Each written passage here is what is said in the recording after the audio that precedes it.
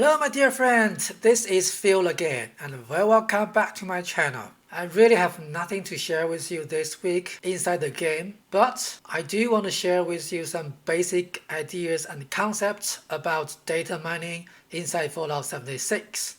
So if you've never heard of data mining, then let me give you a quick introduction. Data mining actually allows you to look into the codes of the files that actually distributed together with the game client.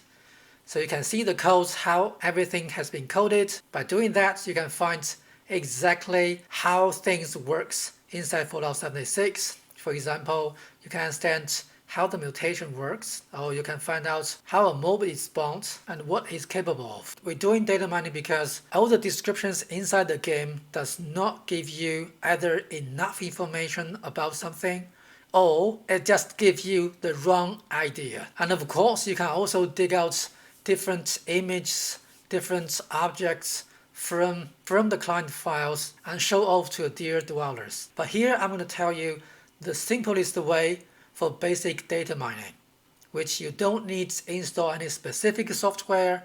You don't need to have very good coding experience either, because everything is written in descriptive language. So how do you do that? First thing, you need to go to a website called Crypt. If you input Crypt in Google, it will be the first one pop up. It has a lot of functions on there. For example, it provides you the nuke launch code every week. But today, we're going to only focus on one thing, which is called item search. So the website is pretty simple, but it's actually very powerful. Let me show you. For example, I want to find out what's the HP for the Murloc Queens, because there are different levels of Murloc Queens.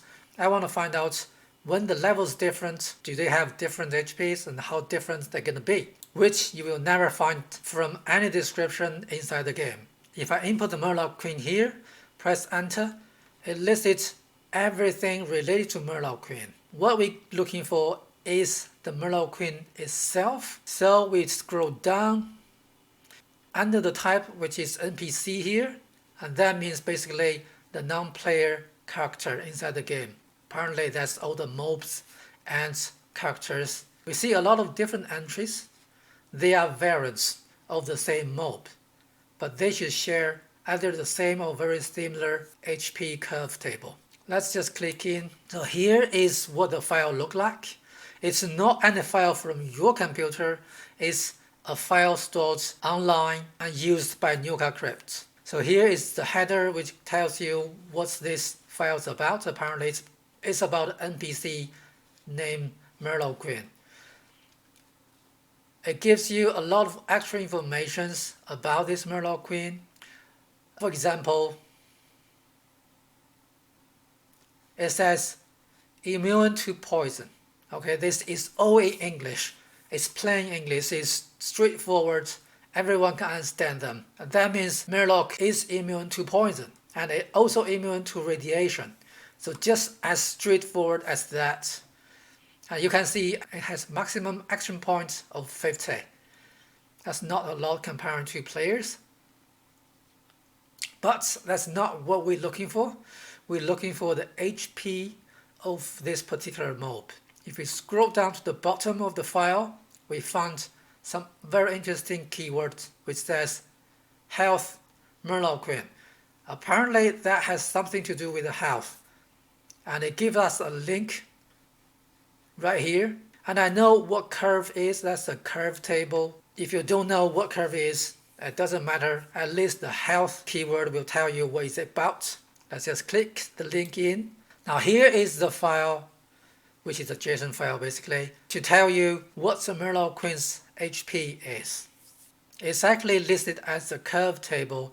Basically it means on the horizontal axis, you have the levels, which is 20, 35, until 100. That means the lowest level for a Murloc to spawn is 20, and the highest level is 100. And for each level, it has a corresponding HP value. Okay, so it actually varies from 1500 to 8500. That's a significant amount of HP increased when they level up. And that's how simple it is to actually do some data mining. Apparently this is very basic. And let me give you another example. Let's go back to the item search page. Now we want to know more about the mutation chameleon. Let's input chameleon here, press enter. Again, it listed a lot of things regarding chameleon or related to chameleon, but we are looking for the mutation ones. So if we scroll down to the bottom of the page, we see another keyword, mutation. So by keyword, I mean which can actually distinguish the record you want to look from all the others. Now, this must be the one we're looking for. Apparently, it's a spell. If we click in, now here is the file which is going to tell you more about chameleon. What we want to know here is we want to understand how exactly chameleon is going to be triggered, because it is a bit confusing that I experienced inside the game. Sometimes chameleon doesn't trigger when I thought it's supposed to, and sometimes it triggers when I thought it's not supposed to.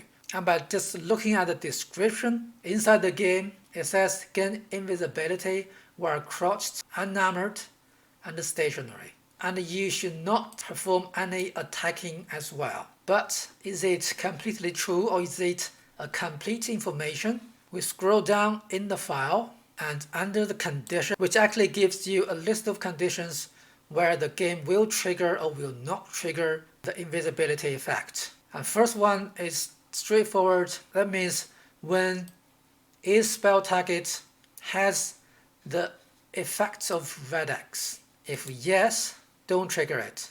0 means negative, not true. The same thing again. If the people who's wearing any armor which have the keyword chameleon blocking armor, then this effect will not be triggered. Again, it's a negative. If we go down further, it says if the player has the effect active, which is the stealth boy. So if you're already using the stealth boy, then the chameleon mutation effect will not be triggered. It will not be stacked with the stealth boy, basically. And here it's interesting, it says if you are attacking, then not trigger, which corresponding to not attacking. Okay, but let's look down to see whether everything is accurate. If moving, no. So let's go back to see, it says stationary, it will trigger. So that's a match. And then it says is weapon out. That means is your character is drawing out the weapon, is holding the weapon in his or her hands. If yes, then trigger the effect. But did we have this claimed anywhere inside the game? No. I didn't see anything regarding weapon out or not. And something extra interesting here is it says is weapon out equals to 2, but when we can have 2 weapons. That's interesting because Fallout 76 actually use the same engine as the Elder Scrolls games. In Elder Scrolls, for example, Skyrim, we can use dual weapons, so one hand holding one weapon. Apparently, it's not possible in the current Fallout 76, but with this parameter inside the game, it means Bethesda can enable dual weapon inside Fallout 76. It doesn't mean they will, it means there is a possibility, there's a foundation currently inside the game or inside the engine to allow them to enable a dual weapon. But again, I have to emphasize, I'm not saying Bethesda can enable dual weapon inside the game. I'm saying it's just a possibility. But that's all the conditions listed in the file, which strangely I didn't find anything regarding crouched or not. So that means inside the game, it doesn't matter I'm crouching or standing, as long as I'm not moving, then the effect should be triggered. So the description here is not accurate, or it's wrong. And this is a perfect example to tell you why we do data minings, because Bethesda didn't actually put everything in the game or everything accurate inside the game. Apparently you can do a lot more by doing the data mining, by looking through different files to look at different stuff regarding this Fallout 78 game. And I hope you found this really useful because I know a lot of you really want to know more about the game. And this is apparently the simplest way to start your data mining journey. I have to correct myself. This is not the simplest way.